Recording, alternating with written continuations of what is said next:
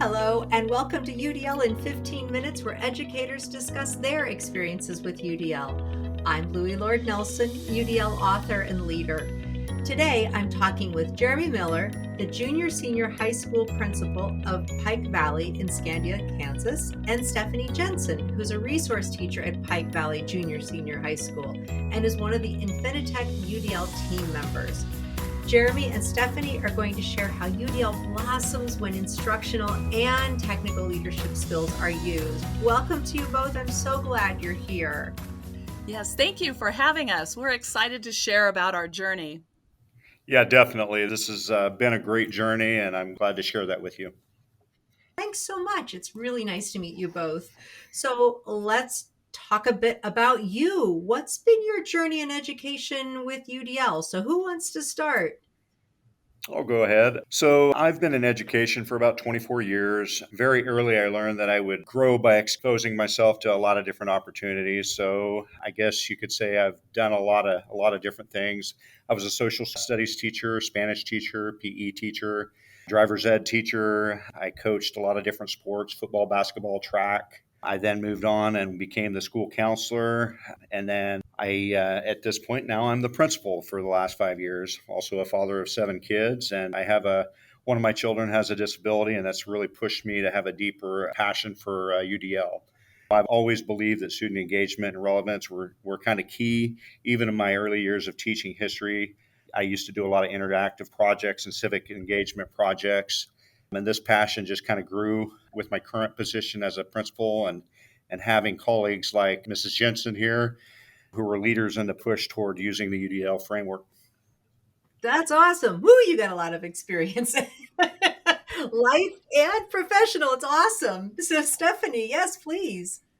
Yes, and that's what makes him an amazing principal as far as when we start to do these new journeys. So, I have been a special ed teacher for over 30 plus years. I was just going to do it for a little while to pay back a loan and fell in love with that.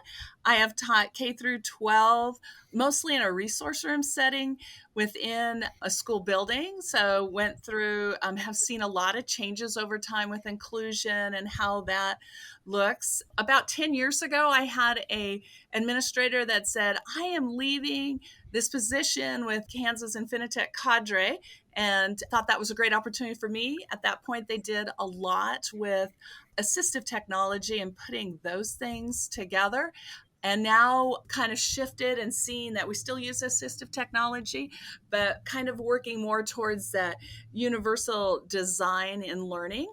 So, one of the things I would say I'm pretty passionate about is I love to see kids make improvements and be excited about learning, and that opportunity to try new things. I'm all about that. That's awesome. Oh, you two are a wonder twin. Wonder twin powers, man. So I want to share what I meant by instructional versus technical leadership skills when I was introducing this. And I'm going to reverse the order for the listeners. So technical leadership skills are the skills that we use when the task is straightforward, like communicating the master schedule or setting up a meeting agenda for staff meetings or establishing a new pickup area outside the school.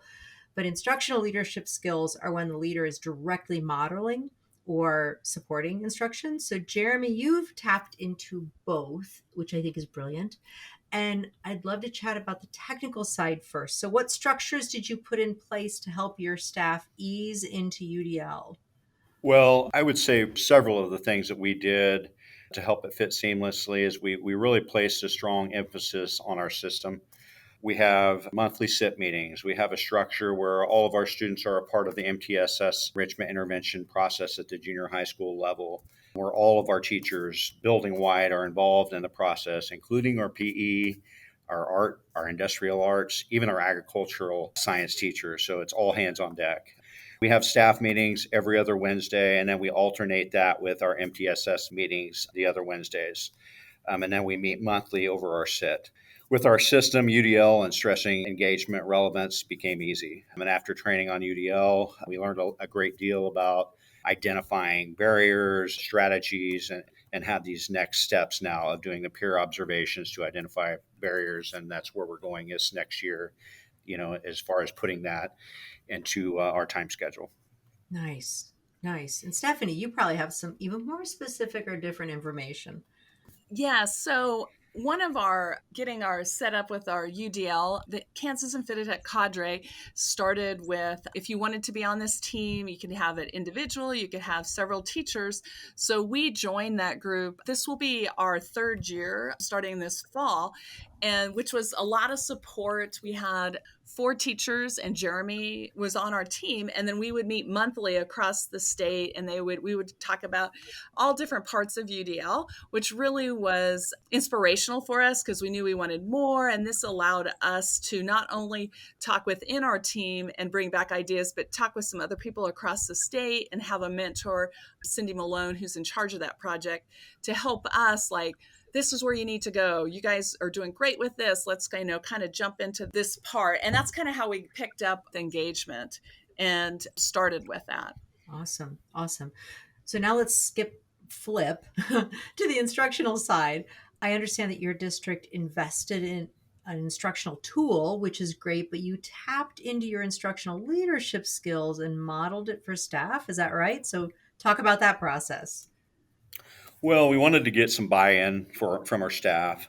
So we thought if myself, Steph Jensen, and some of our other trained UDL staff could model the strategies, then maybe it could create more buy-in with the rest of the staff. We modeled engagement strategies, reading strategies, opportunities to respond, exit tickets. We did that during staff meetings. Some of my experts in exit tickets, like Steph Jensen and Amanda Woodard, did a little short training during a staff meeting on exit tickets. And then we had a little activity where they used exit tickets and they were asked to come back to the next staff meeting and then give an example of how they used their exit ticket and talk to staff about it. I also used Read and Write as a tool to help implement building-wide reading comprehension. And I basically just simply used a highlighting tool on Read and Write to highlight the main idea, supporting details and outliers. And I kind of add a little spice to it by using an article that happened to be on student engagement and different types of student engagement. So I kind of got a lot of bang for my buck with that strategy. And then after our training on barriers in the classroom, I was able to come across a barrier identification flowchart located at learningdesign.org that we use to help work through barriers and lesson design. And we were able to practice these during our staff meetings by simply just having staff members find some of their more complex lesson plans and some of the barriers that might have been part of using that lesson plan in the classroom. Yeah, so along with not only Jeremy implementing and we were sharing in our staff meetings, we decided that we would really like to have our thing be full district wide.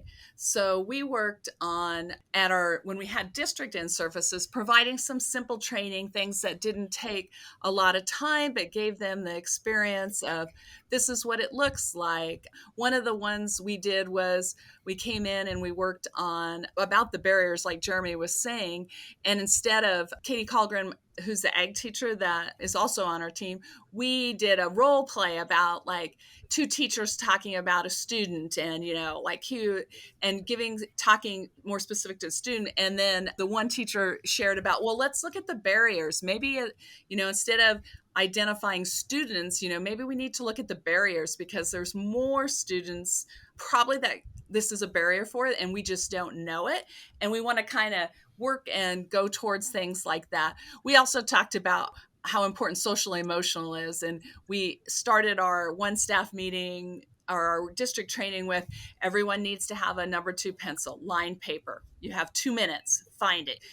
Having that feeling of, oh my gosh, I don't have that. How do I, and then we came back to doing some social emotional welcomings and how that just changed the whole tone of the class and even the presentation. And we wanted them to have those experiences and then allow time to talk with others to see what could they do in their classes.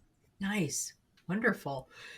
So you've also tied UDL to other statewide requirements to help everyone move away from that one more thing conversation. What did you tie it to and how?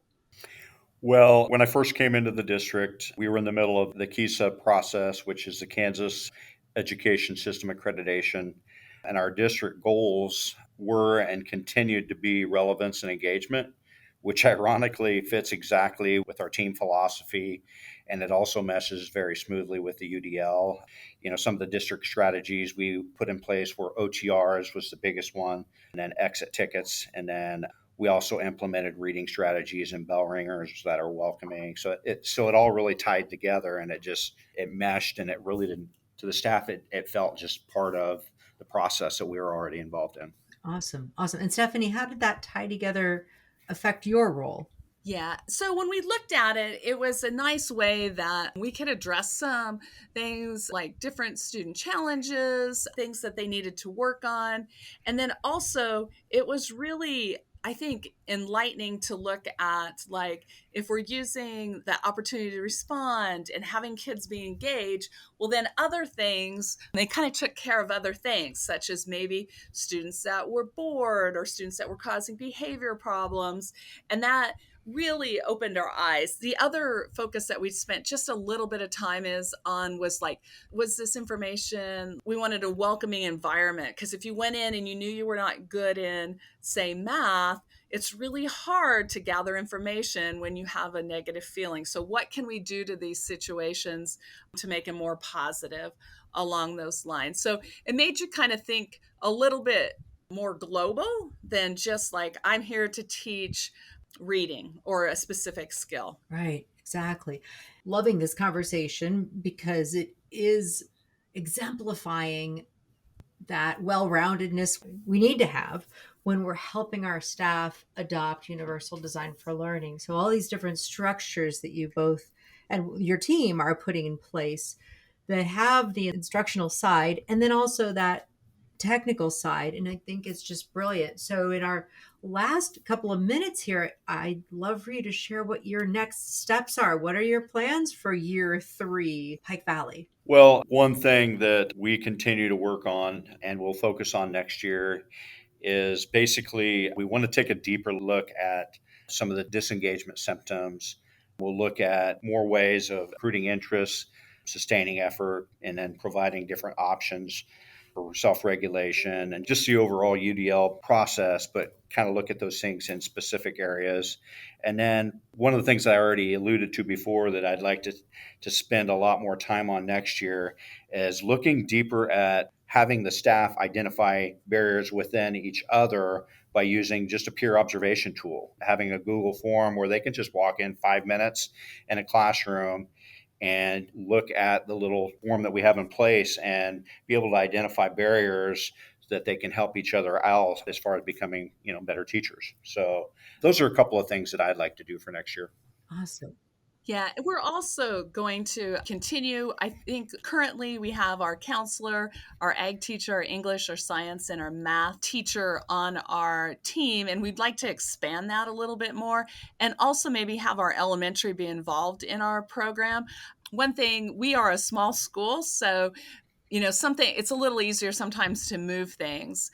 And I think the great thing about our team was that people were willing to try new things. They weren't hesitant, which really opened the door, I think, for a lot of the things that we have been able to experience. That's excellent. Well, again, I really appreciate you both coming on to the podcast. You've given such a lovely story, and I think it's going to help people think about bringing UDL in, but through these lenses of instruction and technical support, how you kind of organize that and wrap your staff up in lovely supports. You guys have done that. So congratulations and thank you again. Yes, thank you. Thank you for having us. You're welcome.